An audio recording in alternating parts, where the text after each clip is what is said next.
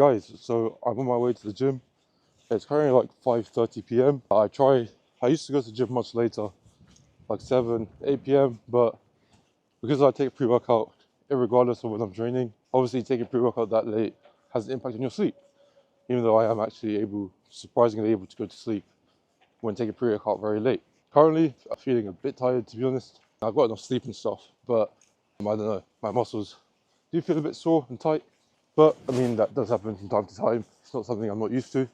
I'm still going to train 100% no matter what. I have my pre-workout in my bag, which I'm going to start drinking. I'm not sure actually what gym I'm going to go to yet. Well, I'm 99% sure what gym I'm going to go to, but I might change my mind. But all I know is that the gym's going to be packed, 5 p.m. This gym's going to be so packed. Here's what it is, nothing I can do about that. Hopefully the piece of equipment I need to use don't end up being so packed to the point where I spend most of the session waiting rather than actually training. Okay, so first off, we're going to start off with a relatively easy exercise. We've got lying hamstring curls, which, as the name suggests, targets the hamstrings. Unfortunately, my gym and all the gyms I go to doesn't have a seated hamstring curl, which I actually prefer, because if it did, I would definitely be using that instead right now. But because none of the gyms I go to have a seated hamstring curl, I end up having to use the lying hamstring curl. We're going to do 4 sets, with the last set being a drop set, as you'll see later on. But yeah, there's nothing really too interesting regarding the lying hamstring curl. You can't really see my form that clearly from this angle, so I'm going to skip forward to the next part of the video.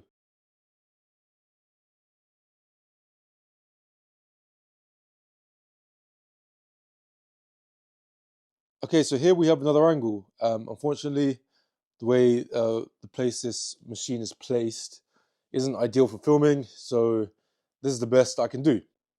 Notice how I'm lifting my legs all the way up, as in till the pad touches my hamstrings, going further than the 90-degree angle, which is suggested on the diagram. This is just for extra range of motion. I've always done it like this. You can probably leave it at 90 degrees if you want, but if you want to get extra range of motion, try and make sure that the pad touches your hamstrings, as in your lower legs. It's also important to try and keep the rest of your body still. Make sure you're only moving the weight with your hamstrings and not your hips, because that will take tension away from your hamstrings, and will put more pressure on your lower back, which is something you don't want and is very painful.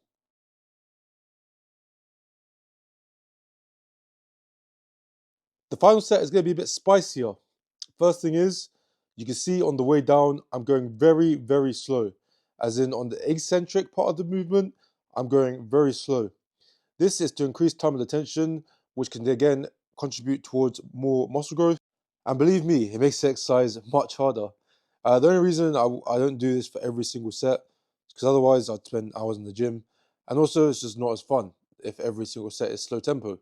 I'd rather incorporate slow tempo sets here and there, just so I can actually balance building muscle growth, but as well as also enjoying the gym. If you're going to do a slow tempo set, it's better to only do the slow tempo on the eccentric part of the movement, as in the part where you're going down on this exercise here. It's kind of pointless doing it on the concentric part, which is the bit where I'm lifting the weight up in this case. And yeah, I would definitely recommend you add some slow tempo training into your routine. The second spicy thing I'm doing in this set is a drop set. So you can see here, I've just dropped the weight slightly, and then I'm going to go again. Still with very slow tempo. You can see the weight's going down very slowly. And then lifting the weight up again. You see soon, quickly, lifting up quickly, then going down slowly. Also, you may have noticed that my trainers are completely messy. I had no other trainers to wear. I'm getting new ones. I'm not homeless. And yeah, normally when I go to work, I wear like proper shoes anyway. I don't wear trainers. So new trainers will be on the way definitely soon, because yeah, these trainers are a complete mess.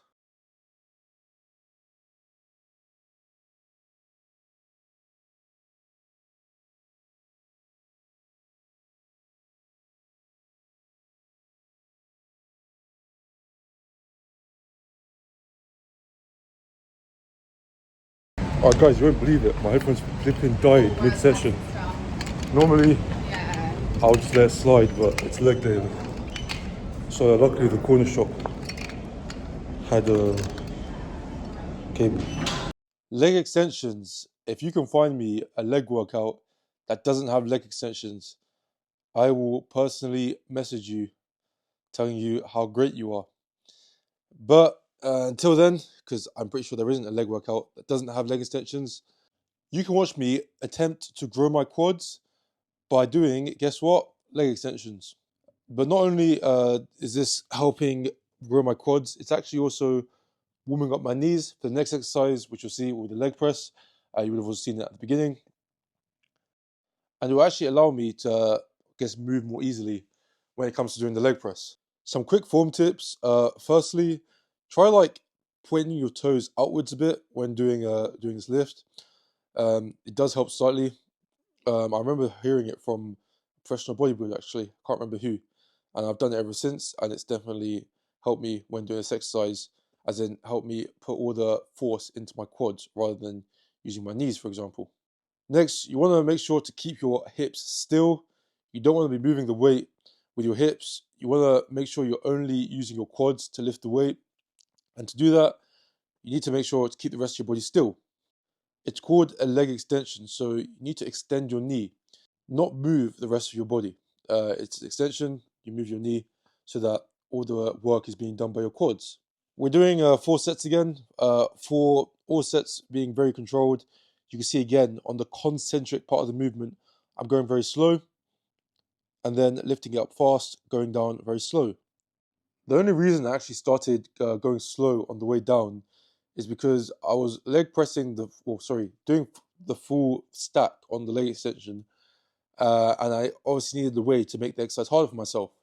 And by slowing down the movement, slowing down the eccentric part of the movement, I've made the exercise harder for myself so I can continue to progressively overload even after having used the full stack.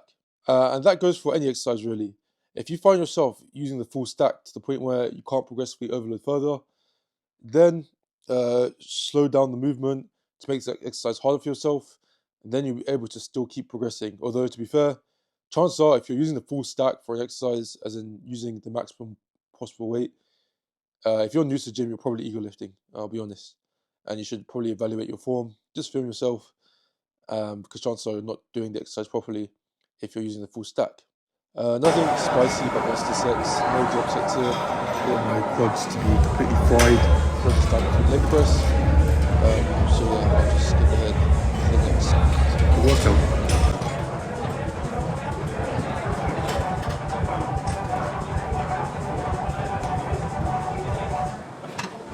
Leg press. If you want to see my first set, go back to the start of the video and watch it there.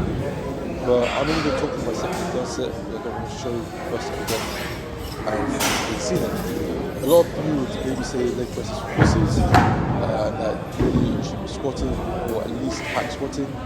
And I partially agree. The only thing is, I play football, soccer, so during the football season, I try and avoid squatting because it's just way too taxing on my body and central nervous system. Also, if you do the leg press properly, I would argue that the leg press is far better muscular than say a squat. Maybe not hug squat, but definitely I'd say it's far better than a barbell squat. This is because you're moving the weight with your legs only, not using any other parts of your body. As in with a squat, for example, you're driving up, you're using your lower back, other parts of your body to drive up, but your legs aren't doing all the work. Whereas your leg press, it's only your legs doing the work if you do it properly. You see now, I just dropped weight up in the drop set because I'm a maniac. Yeah, this definitely killed.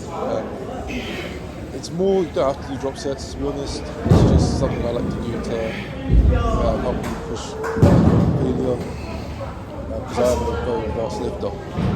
But if you're new to the gym, you want to kind of limit use of drop sets if at all. You need to overtrain and don't want to overtrain because that will mean you're tired all the time and don't build much muscle. Also guys, look how deep I'm going on the squats. Sorry, on the leg press. I see guys using half the weight I'm using. I'm not going anywhere near as deep. So Really, trust me, if you go as deep as I do, you'll get much more out of the exercise.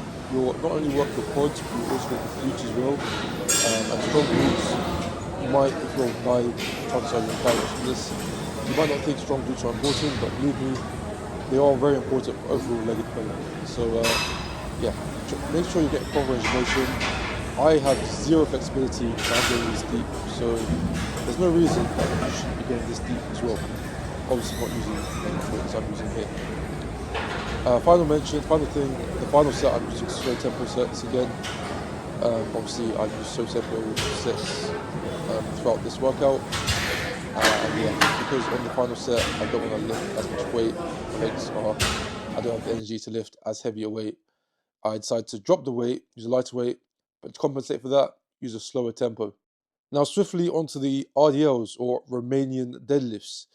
I started using a barbell. I did these with a dumbbell for years, like 3-4 years straight, but I just got bored of them, so I decided to start using a barbell instead. Also, I was using 50 kilos, and all commercial gyms, 50 kilos is the heaviest weight there is.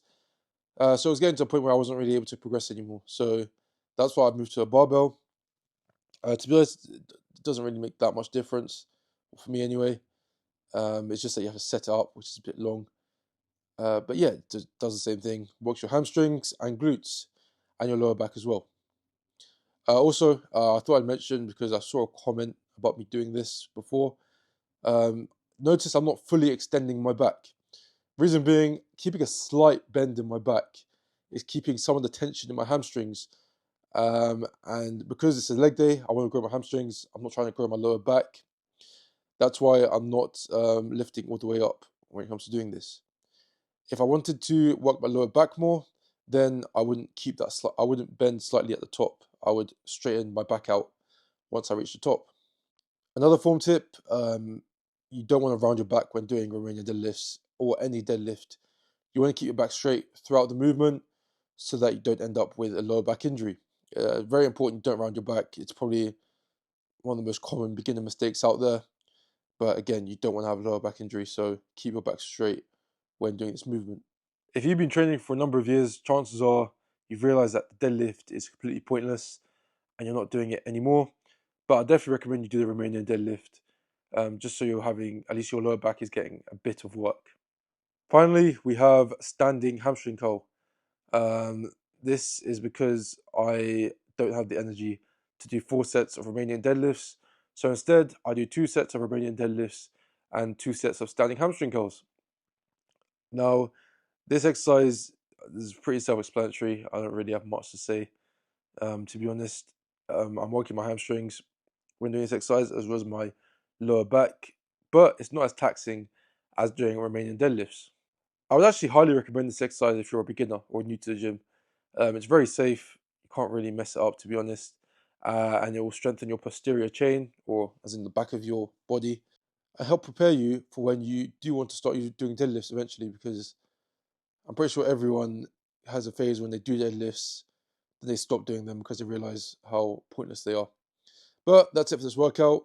Please keep in mind that I also did another set of standing hamstring curls. It wasn't just 2, it was 1 set. And I also did a set of hip abductions and hip adductions.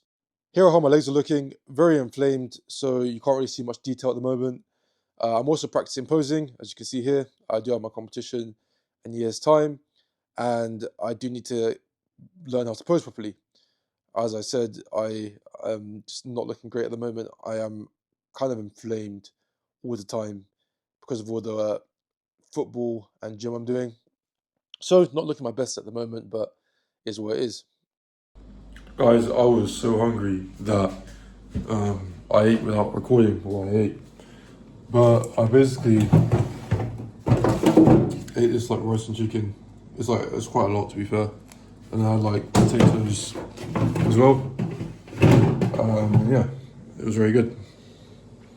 Quick tip, that's a good thing about meal prep, because I didn't have to make anything. It was just there, which reduces the chance of me ordering a takeaway because I can't bother to cook. And I definitely recommend you to do meal prep as well, just for the simple fact that, yeah, it'll reduce the chance of getting something unhealthy for dinner.